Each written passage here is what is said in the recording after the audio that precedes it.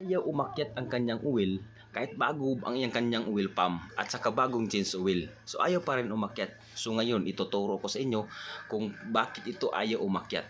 Pero kung bago ka pa lang sa aking channel, make sure na mag-subscribe ka at i-click ang notification bell para mas updated ka sa sunod nga video na importante para sa inyo. Tara! Set out daw kang pohon. Sige, balik na siya ugma guys no kay magpatsunap na siya.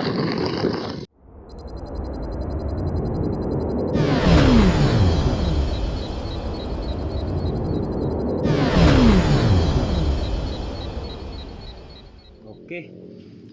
So ngayon guys, so dito po ito po ang ating center block no.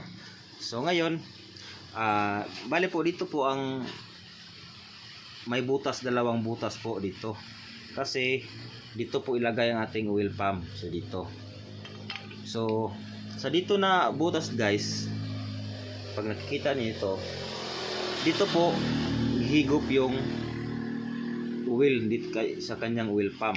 So, tapos dito naman sa kabila, dito po pumasok ang oil patungo sa itaas.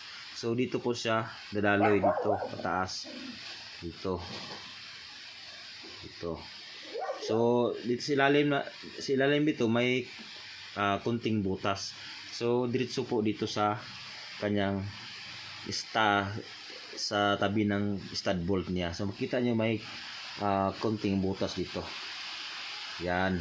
So dito na po aakyat pataas patungo sa ating cylinder head. So dito sa cylinder head natin may canal. So dito po dadaloy ang oil patungo sa kanyang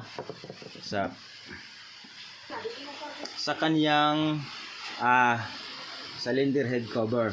So itong cylinder head cover guys, may butas po dito sa ilalim na yun, may butas. Dito po papasok ang oil na galing sa ilalim sa kaniyang block. Ito galing dito. Tapos pag-aakyat dyan, dito na po siya lalabas, may kanal. Tapos pagka may kanal dyan, so ganito yan, nakatakip. So dito sa may kanal, may butas dyan, dito papasok ang oil. Tapos lalabas dito sa may mga butas, sa tatlong butas na yan dito. Ito. So ngayon guys, i-check nyo rin yung taklob nyo guys no, sa kanyang cover. So ganito pag check guys, pag lagyan natin ng gasolina dito, lalabas yan sa tatlong butas. Okay, hindi mo klaro. Lalabas yan sa mga tatlong butas. So okay yan guys no. So kailangan i-check lang natin ang kaniyang cover kasi may mga dumi pumasok dito, hindi na po siya makalabas sa may mga butas, sisira ang ating tampalower. So ngayon guys, so dito pag okay ang ating oil pump, i-check na rin natin, i-check natin sa ilalim kahit marami siyang oil, ayaw pa rin umakyat ang oil nga bago pa ang ating oil pump. So ganito guys,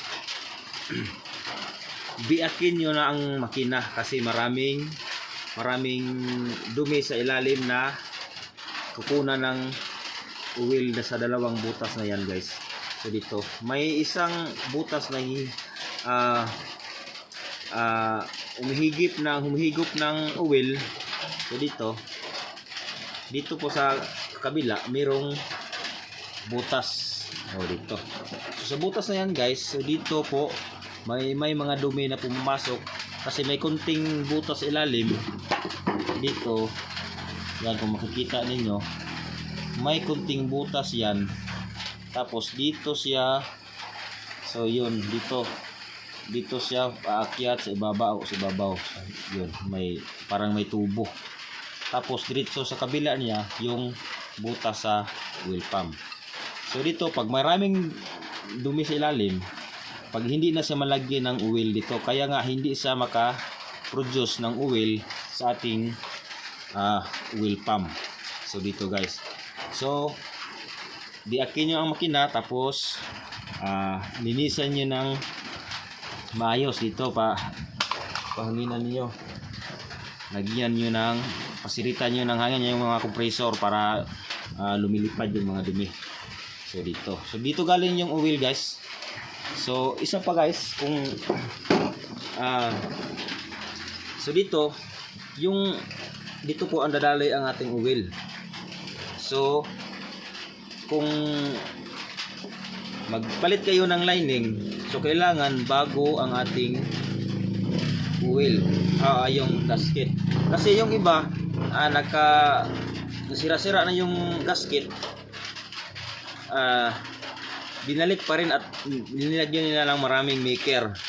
So may tendency yon na ang yung butas na yan, yung kanal, mapupuno ng mga maker. So may tendency na hindi na po aakyat ang oil dito sa itaas kasi nabara na ng mga gasket maker. So kailangan pag may gasket tayo na bago, pag hindi pa nasisira, so huwag lang po nating lagyan ng maraming maker. So kasi may tendency na makabara yung maker sa ating daluyan ng ating oil. Napaka-importante po ito guys, no, kasi yung oil is yun ang naglagay ng buhay ng ating mga makina. Okay, maraming salamat sa panonood at sana may natutunan kayo sa aking tutorial ngayong araw. So maraming salamat. God bless sa inyong lahat. Unsay ato go? Tingog go. Tingog. Ay, para na sunapunon. Sulod diri, sulod. Sunapon. Ha? Kuan ra 100 ra, 100. Ibalik ra niya. Sa mo init man nagmayo. Oh, hapit ra nimo. Pwede ra wa na ko diri bil na nimo. Mo gani. Musayo magkaka. Ay bili ko na ni. O bili na lang na. Sunapuno na nya. Wala na hotel ba mi kuwil ran, hotel kuwil. Ugma na lang siguro no. Kaya para maisa ra to sinsuwil. O kana kagrabe na nakagilkil na kuna simuhang kuan kang paluwir. Sini. Magina mo sinsuwil ni rin, ngani. Kung sa mga nagsinsuwil na. Ay, wa pa nagbuwan. Awa na, pwede na sinsuwil na. Masahiro biya ka. Kinala na ng kada kinsina pwede ka magsinsuwil kay masahiro man ka. Dili mo pagtubuan. Kay basig. Tanggalon man din no. Oh, tanggalon man ang hita na. Nya, imurag init-init pud na. Gikan pa kagubos. Masahiro kagikan. Ugma na lang mapait ang kuwil. Oh. Kana mga ugma sa oras Ngarong oras gyud po, oras 4 ana. O sige mo, ano lang ka, alas 4 kay pabugnaw pa man nato na. Gikan kagubos diri sa nakadiri. Muli na mo kung alas 2 ana. Sige. Pero ba ani ko dire nga kanang bugnaw lagi. Oh, kanang dili gyapon ka bugnaw kay mo ani pang kabugnaw, init niya man biyahe man ka. Ido naman, pagabot mo ilang ko dali. Sige. Sige, ako sa shout out sa atong kuan. Shout out daw kang pohon. Sige, balik na sa ugma guys no kay magpatsunap na siya.